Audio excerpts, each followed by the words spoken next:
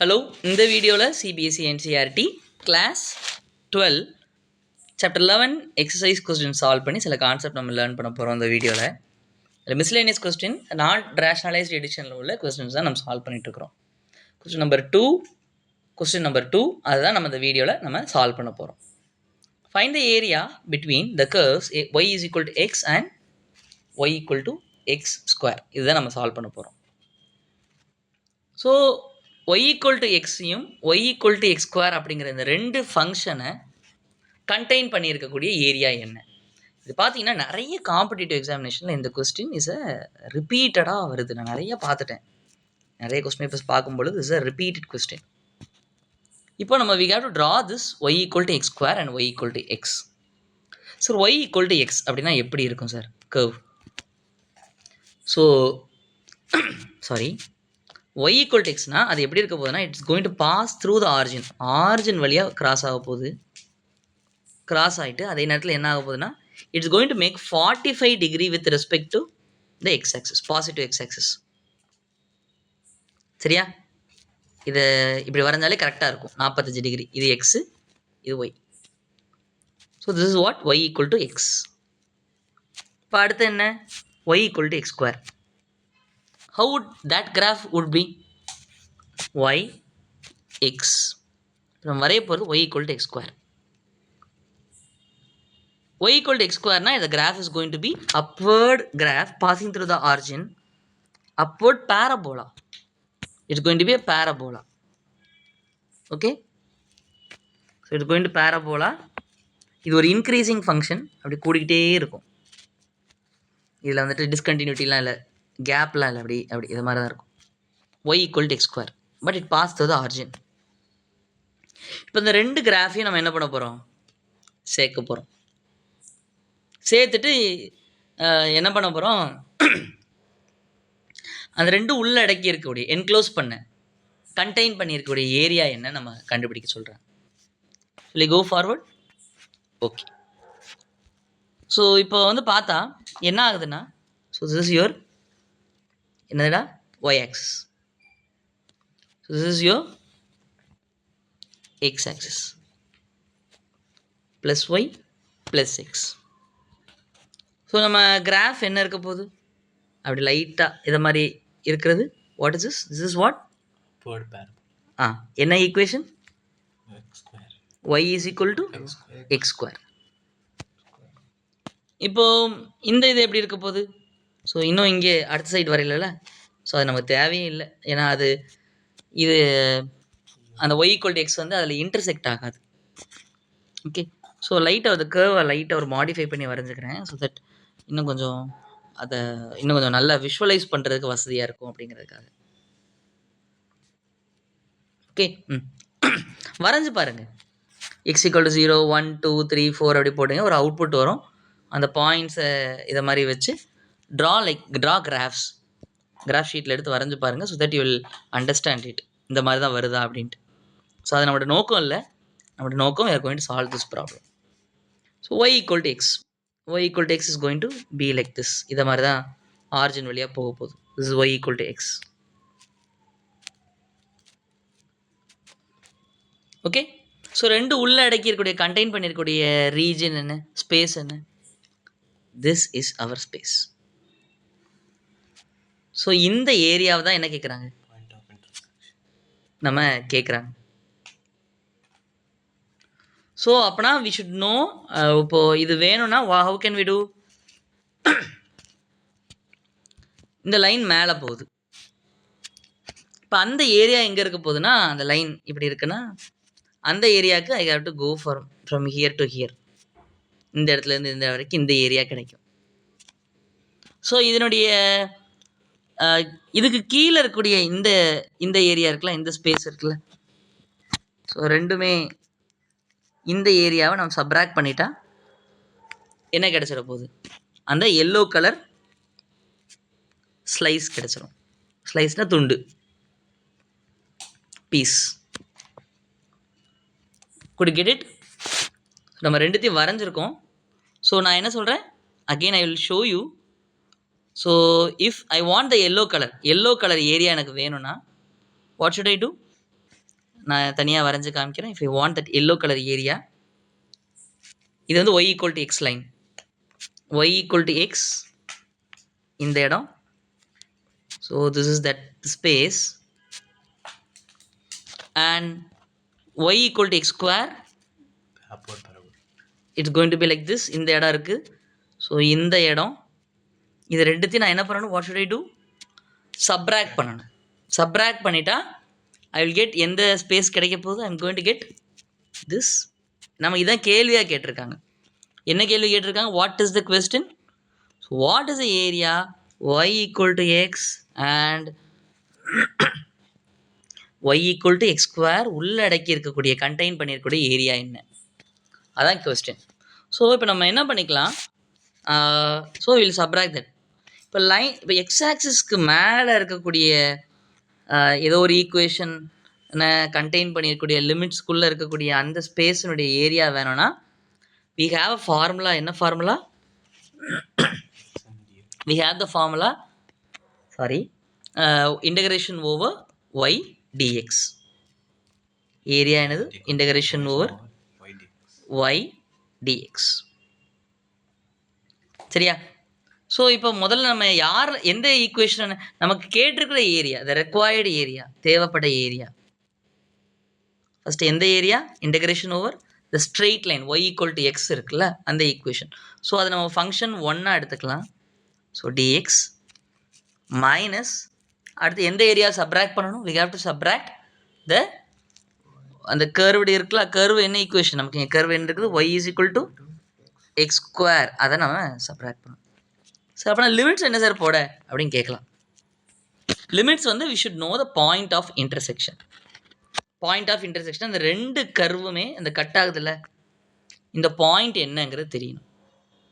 இப்படி ஏதாவது ஒரு ரெண்டு கர்வு கட் ஆகுதுன்னா என்ன அர்த்தம்னா, மீன்ஸ் என்னன்னா their coordinates are same at that point. Their coordinates are same at that point. So இந்த இடத்துல இந்த எல்லோ அந்த பிங்க் கலர் ஈக்குவேஷனுக்கு கோஆர்டினேட் வந்து என்ன? கோஆர்டினேட்னா எக்ஸ், இந்த 1,2 2,2 அப்படிங்கிறது. ஸோ அந்த எக்ஸும் ஒய்யும் சேமாக இருக்கும். பிங்க் கலருக்கும் அந்த ஒயிட் கலருக்கும் நமக்கு என்னது? It's going to have the same values. So அப்போ என்ன பண்ணால் Y is equal to Y எங்கே இருக்கும்போது என்ன ஆகும் நம்ம கண்டுபிடிக்கலாம். So Y is equal to X square, Y is equal to X. So இப்போ நம்ம கண்டுபிடிக்க போகிறது point of intersection values. So பண்ணலாமா? Point of intersection. Point of intersection என்ன நடக்கும்? The coordinates are same. Intersection,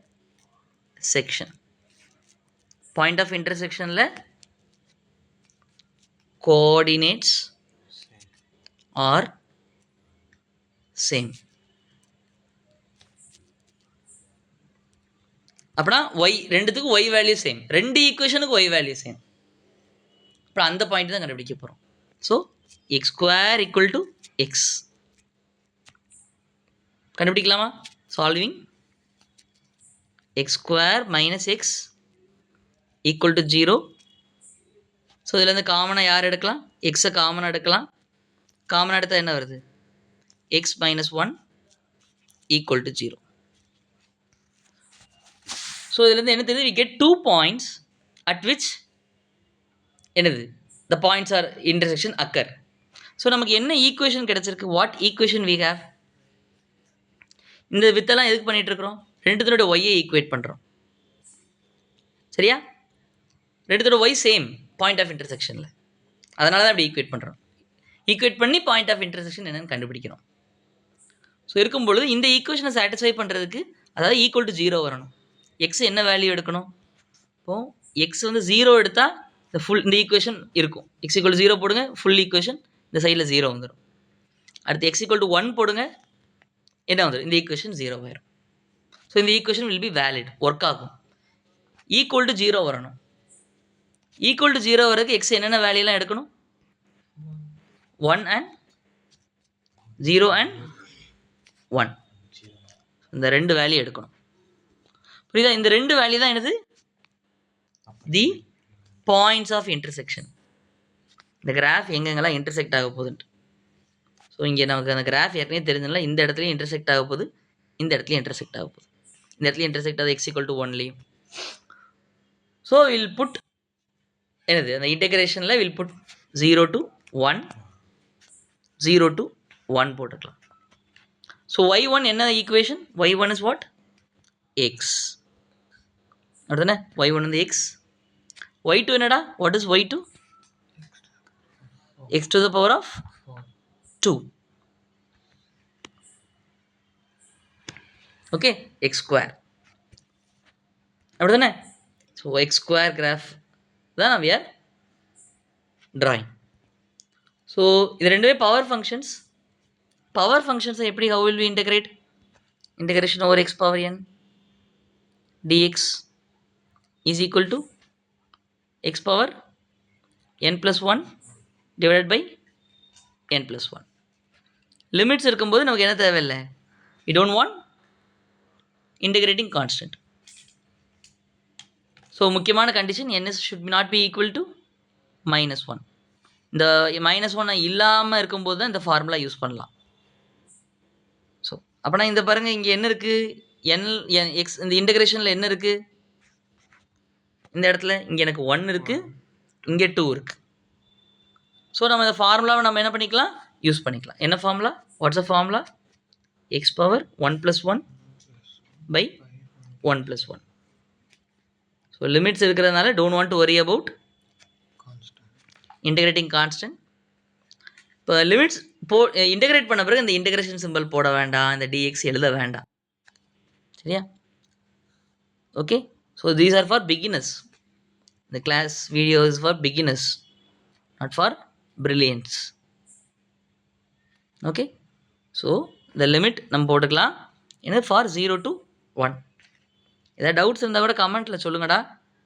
that to help you at a step we will make you another video. 1 + 1 is 2. இங்கேயும் போட்டுக்கலாம். So இங்கேயும் what happens? 1 + 1 is 2. 2 + 1 is 3. So we can substitute the corresponding. போட்டுடலாமா? 3 3 2. So முதல்ல upper limit போடணும். நம்ம யாரை பொறுத்து integrate பண்ணோம்? With which person we integrated, அந்த வேரியபிள் இருக்கான்னு பார்த்துக்கணும். அதில் நம்ம லிமிட்ஸ் போட போகிறோம். இங்கே அந்த நபர் இருக்கார், we have that person. First will be substituting the upper limit. Upper limit யார்? 1. ஸோ அதை நம்ம போட போகிறோம். அப்பர் லிமிட் போட போகிறோம். ஸோ 1. அந்த ஈக்குவேஷன் என்ன இருந்துச்சு? X square. அப்படி எழுதிக்கிறோம். அடுத்து நான் மைனஸ் போட்டுக்கிறேன். லோவர் லிமிட் எடுத்து போட போகிறேன். அங்கே என்ன ஈக்குவேஷன் இருந்துச்சு? X cube. 0 cube 0 square. Clear? அங்கே எக்ஸ் ஸ்கொயர் தானே இருந்துச்சு, சாரி எக்ஸ் ஸ்கொயர் இருந்துச்சு. அப்படின்னா லோவர் லிமிட்டை அந்த எக்ஸ் இருக்கிற இடத்துல போட்டுக்கிறேன். லோவர் லிமிட் போடும்போது ஒரு மைனஸ் முன்னாடி போட்டுக்கணும். ஸோ அதை மாதிரி இங்கே என்ன பண்ணலாம்? we can substitute here. என்ன பண்ணலாம்? 1 கியூப் மைனஸ் அப்பர் லிமிட் போட்டேன் 0 கியூப். இப்போ இதெல்லாம் எழுத வேண்டாம். we don't want to write the limits. எழுத வேண்டாம். is it okay? சரியா? So 0 cube is 0. 0 cube is 0. So minus போட வேண்டாம். 1 square is 1. 1 cube is 1. So we are ended up with 1/2 and minus of 1/3. So 1/2 minus 1/3. So what we'll do? We'll be doing எல்லாருமே கன்வீனியன்ட்டான ஒரு step, இந்த cross multiplication. டினாமினேட்டரை சேர்த்துக்கோங்க. ரெண்டு வேறு வேறு இதாக இருக்கிறதுனால, so they are different. So we can what? டிஃப்ரெண்ட்டாக இருக்கும்போது சின்ன நம்பராக இருந்தால் don't want to worry, you can cross multiply it. டினாமினேட்டரை மல்டிப்ளை பண்ணிக்கோங்க. So here it is 3 and if you multiply with this, here it is 2. Small numbers na you can go with this method. So 2 3s are 6 and 3 and 2. 3 2 and the answer is 3 minus 1 is 3 minus 2 is 1. 1/6. A very very very very important சொல்லக்கூடாது. ஏன்னா mark உங்களுக்கு இம்பார்ட்டண்ட்டாக இருக்குது. Very important question. சரியா? Very important. எல்லாமே important தான். அது இது மட்டும் தான் இம்பார்ட்டன்ட், அது மட்டும் தான் இம்பார்ட்டன்ட் எது இருக்கா? அப்படிலாம் கிடையாது. So this question is a very interesting question. So it has been ask in many competitive examination. இதான் நம்முடைய ஆன்சர். ஏதாவது டவுட்ஸ் இருந்தால் kindly let me know in the comment. Thank you, bye and see you in the next video. நன்றி.